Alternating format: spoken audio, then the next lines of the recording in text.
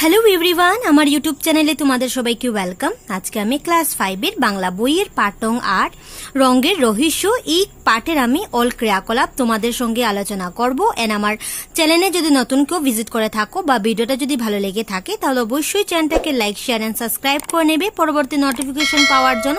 তাহলে দেখে নাও এই পাঠের অল ক্রিয়াকলাপ।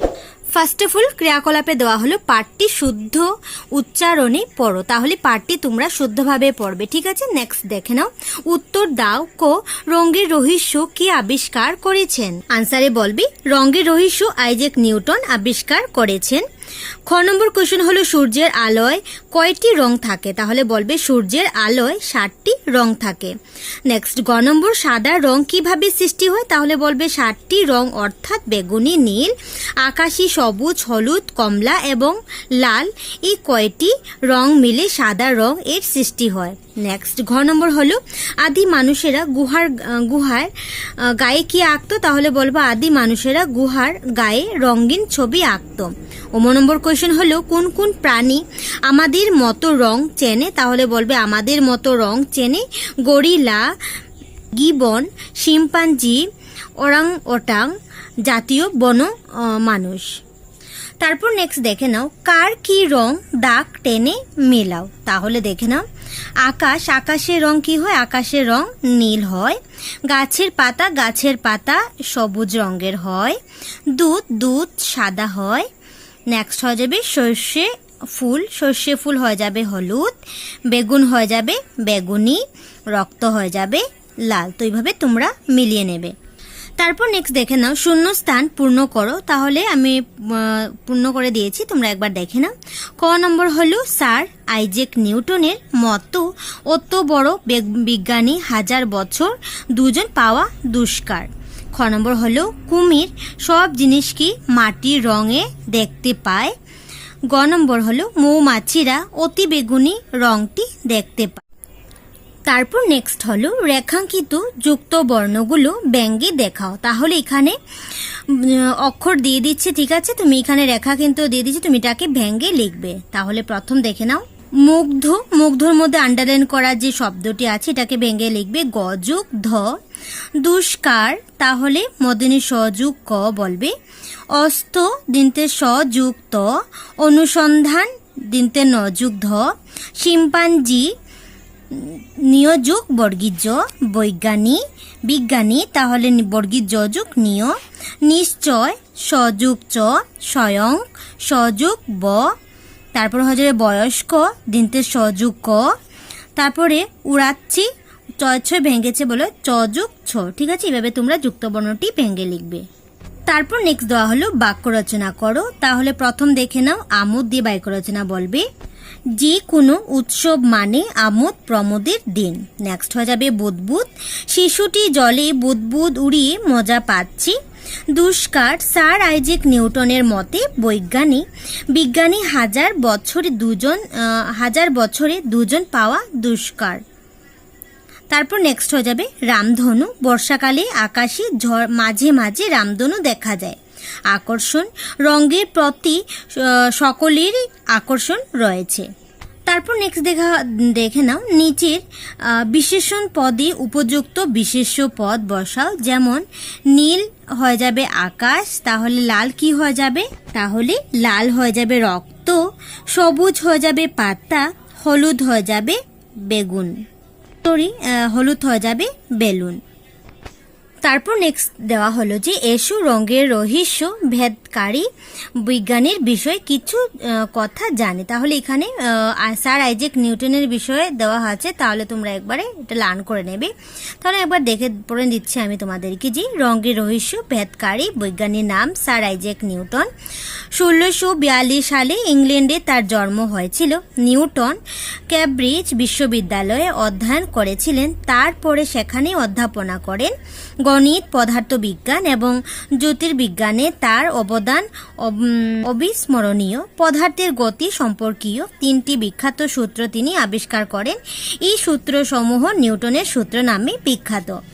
গাছ থেকে আপেল পড়া দেখে নিউটনের আবিষ্কৃত মাধ্যাকর্ষণ তথ্যের কাহিনী সর্বজনী বিদিত। তার অন্যান্য আবিষ্কারের ভিতর আলো, প্রতিফলন এবং দূরবীক্ষণ যন্ত্র উল্লেখযোগ্য। 1727 সালের 20 মার্চে সত্যানেশী এই মহান বিজ্ঞানীর দেহাবসান ঘটে। তারপর নেক্সট দেখো, আলোর 7টি রঙকে সংক্ষেপে ভিপজার বলা হয়। এসো এই শব্দটির সঙ্গে পরিচিত করি। ভি হয়ে যাবে ভায়োলেট, যে হয়ে যাবে বেগুনি, আই দিয়ে বলবে ইন্ডিগো ঘন নীল, বি হয়ে যাবে ব্লু নীল, জি দিয়ে হয়ে যাবে গ্রিন সবুজ, ওয়াই দিয়ে হয়ে যাবে ইয়েলো হলুদ, ও দিয়ে হয়ে যাবে অরেঞ্জ কমলা, আর দিয়ে হয়ে যাবে রেড লাল। তারপর নেক্সট দেওয়া হলো এসো কবি দীনবন্ধু মিত্রের রাত পোহালো কবিতাটি অংশ সভায় মিলে আবৃত্তি করি। তাহলে দেখে নাও, রাত পোহালো আমি আবৃত্তি করে দিয়েছি, তোমাদের কিভাবে পড়বে তোমরা। রাত পোহালো ফর্সা হলো, ফুটলো কত ফুল, কাঁপিয়ে পাখা নীল পতাকা, জুটলো অলিকুল, পূরব ভাগে নবীন রাগে, উঠল দিবাকর, সোনার বরণ তরুণ তপন, দেখতে মনোহর।